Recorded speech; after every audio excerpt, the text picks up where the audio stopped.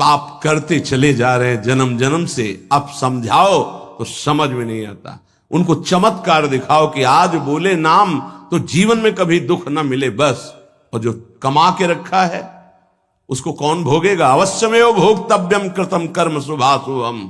तुम्हारे जपने ना जपने से प्रभु में कोई फर्क नहीं पड़ता, तुम में फर्क पड़ जाएगा। अगर भगवत विमुख हुए तो यह भी जन्म नष्ट हो जाएगा। तुम्हारा अहंकार काम नहीं करेगा। अभी मानव देह मिला, कर लो थोड़े दिन अहंकार, इसके बाद पता चल जाएगा। इसलिए अहंकार छोड़ो, शास्त्र आज्ञा, संत आज्ञा, गुरुजनों की आज्ञा का पालन करो, जिससे तुम्हारा हृदय महान हो जाए। उस महान को प्राप्त करने के लिए हृदय महान चाहिए। तुम्हारा स्वरूप ही है आनंदमय। जीव सहज सुख त्यागी, सहज सुख राशि। तू अपने को नहीं जान पा रहा, इसलिए देह भाव से पापाचरण कर रहा है। अरे सावधान रहना चाहिए। दूसरे की निंदा सुनने मात्र से उसके सारे पाप हमारे ऊपर आ जाते हैं। कहीं परनिंदा हो रही हो तो वहां का सिद्धांत है, कान में अंगुली डाले, राधा राधा, कान में इसलिए कि अब दोबारा शब्द ना पढ़ पावे, और वहां से खड़ा होकर चला जाए। यदि सभा में किसी की निंदा हो रही है और वहां आप बैठे हैं तो आपको वैसे ही अपराध लगेगा जैसी वो निंदा कर रहा है, या उसका विरोध करे। जैसे शिशुपाल श्री भगवान के लिए मलिन शब्द उच्चारण कर रहा था, भीष्म जी खड़े हो गए, महाभागवत है, अगर प्रभु के प्रति अब एक भी शब्द बोला तो भगवान ने कहा शांत हो जाओ, तुम शांत हो जाओ, तुम मत बोलो। कुछ राजा शिशुपाल के पक्ष के थे, तो आवेश में भीष्म जी आ गए। अगर श्री कृष्ण को कोई एक शब्द भी बोले, मेरे आराध्य देव, पूरी सभा के ऊपर पैर रखता हूं। अर्थात हर वीर को ये मैं कह रहा हूं कि अगर श्री कृष्ण के विपक्ष में कोई बोला तो मैं रौंद दूंगा। केवल मैं भक्त ही नहीं हूं, मैं महाबली हूं।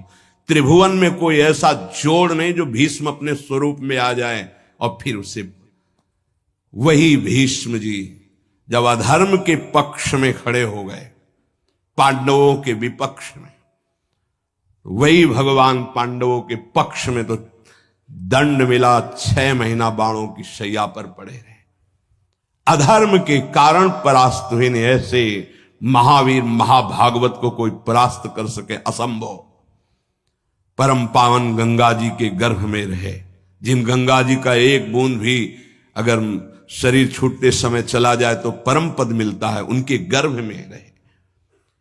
अगर अधर्म का पक्ष ले लिया गया, अधर्म हो रहा है, सभा में बैठे हैं, तो उसी समय तेज नष्ट हो जाएगा, पुण्य नष्ट हो जाएगा, पाप का भागी बनेगा। जैसे भीष्म जैसे महापुरुष को भी बनना पड़ा।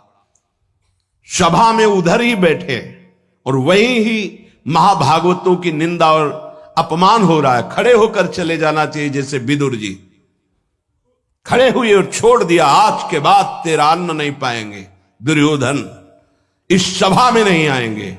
जिस सभा में धर्मात्माओं की निंदा हो, उस सभा का त्याग कर दे। एकांत फूस की झोपड़ी बनाकर रहना पसंद, भिक्षा मांग के खाना पसंद, अधर्मियों का अन्न नहीं, अधर्म सभा का सेवन नहीं। तो भगवान विदुरानी जी के घर गए थे। पर निंदा सुन श्रवण मलिन, बचाना चाहिए श्रवण इंद्री को। जहां किसी की निंदा हो, अब तो शौक है इस बात का, निंदा करने का और सुनने का एक व्यसन है। अपने को बड़ा अच्छा साधक मान लेना, दूसरे को हे मानकर उनकी निंदा करना, ये क्या कर रहे हो? अपने जीवन को गर्त में गिरा रहे हो। पर निंदा के किए ते आवत नहीं कछु हाथ, मूर्ख पर्वत पाप को ले चल अपने साथ। बचन दोष पर गाए, दूसरों के विषय की चर्चा करने का समय कैसे मिलता है लोगों को? नाम जप करो, अपने विषय में सोचो, तुम्हारा मंगल कैसे होगा, तुम निष्पाप कैसे होगे, तुम्हारे दुखों की निवृत्ति कैसे होगी, तुम अपने कर्तव्य का पालन कैसे करोगे, तुम्हारा धर्म क्या है, इस विषय में सोचो। दूसरों के विषय में बोलने की हमारे पास समय वृत्ति कैसे है? ना तो वृत्ति होनी चाहिए ना समय। पर निंदा सुनकर श्रवणेंद्री मलिन हो गई, और पर निंदा करके वचन मलिन हो गए और अपने प्रभु से विमुख होकर, हरि से विमुख होकर सब अपवित्र हो गया।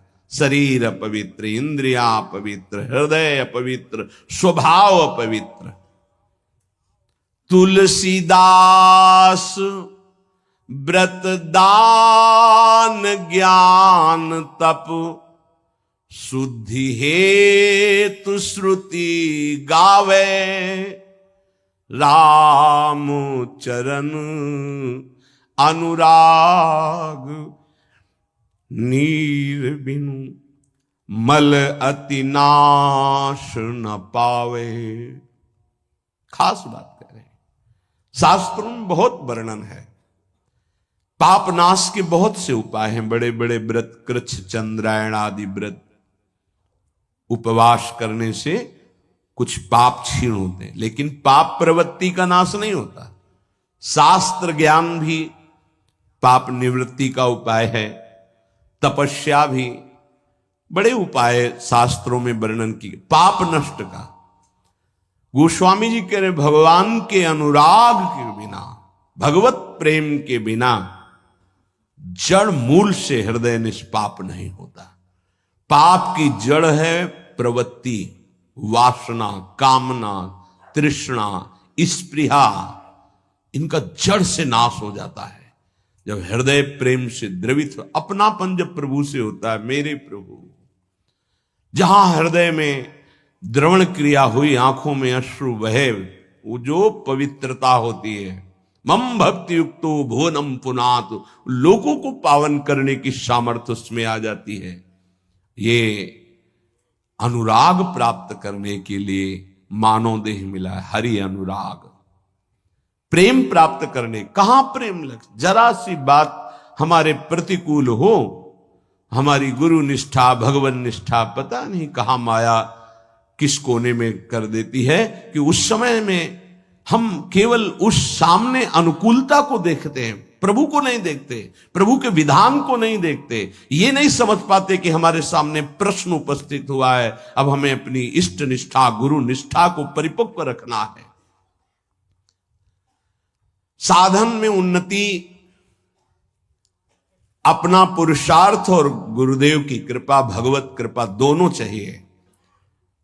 अगर पुरुषार्थ नहीं करोगे तो कृपा है उसका स्वाद नहीं ले पाओगे। कृपा रसोई बना करके सामने रख देना थाल, पुरुषार्थ उसे पाना। पूज्यपाद श्री उड़िया बाबा जी महाराज कहते, साधक का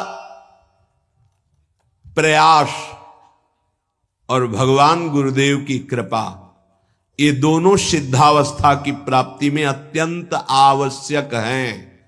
कायर बन के हाथ पे हाथ रख के बैठ जाए कि वो कृपा से सब हो जाएगा, ये कायरता कृपा नहीं सिखाती, ये कायरता है।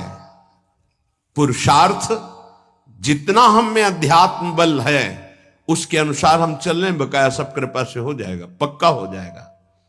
मन क्रम वचन छाड़ी चतुराई और भजत कृपा करिहे रघुराई। मन से, वचन से, कर्म से ये चतुरता छोड़ो, अब सब कृपा से हो जाएगा। तो तुम प्रमाद करो और तुम्हारे ऊपर कृपा का प्रभाव जागृत हो जाए, ऐसा कभी नहीं देखा गया। जितना आप में सामर्थ्य मिली उसको लगाओ, शेष चिंता मत करो, कृपा पूरी कर देगी, पर आपको लगना होगा। साधक का पुरुषार्थ, निज चेष्टा और भगवत गुरु कृपा, ये सिद्धावस्था को प्राप्त कराती है। साधक का पुरुषार्थ अगर नहीं लगेगा तो विपरीत दिशा में चला जाएगा, असाधन बनने लगेगा। उपासक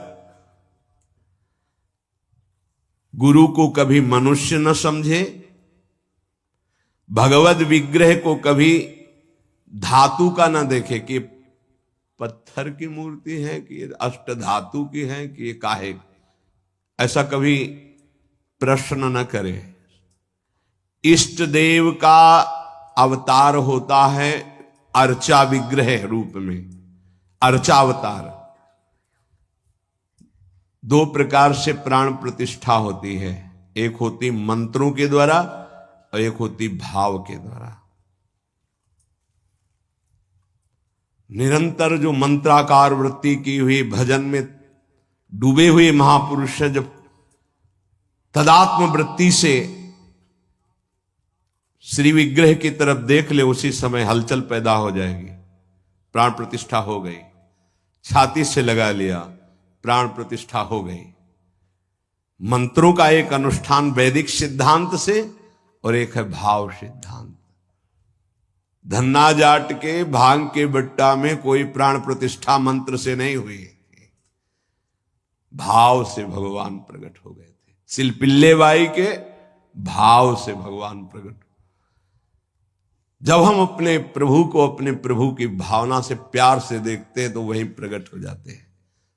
जैसे खंभा फोड़कर नरसिंह भगवान प्रकट हो गए प्रहलाद जी के लिए, भाव से देखा। नामदेव जी ने तो कुत्ते से भगवान प्रकट हो गए, भाव से देखा भूत से भगवान प्रकट हो गए। तो फिर श्री विग्रह में भगवान नहीं प्रकट हो जाएंगे जब भक्त भाव से देखेगा। और भाव ना हो तो भगवान में भी भगवान नहीं दिखते। दुर्योधन को कहां दिखते थे? दुर्योधन दुशासन इनको नहीं दिखते थे, भगवान में भी भगवान नहीं दिखते। गुरु को मनुष्य समझना, भगवत विग्रह को धातु या पाषाण का समझना, गुरु मंत्र को साधारण शब्द समझना, चरणोदक को सामान्य जल मानना, भगवत प्रसाद को भोजन मानना, अन्न मानना, साधु की जाति पर दृष्टि रखना, ये उपासक को सावधानी पूर्वक त्याग कर देना चाहिए। ये उपासना के बड़े विघ्न हैं।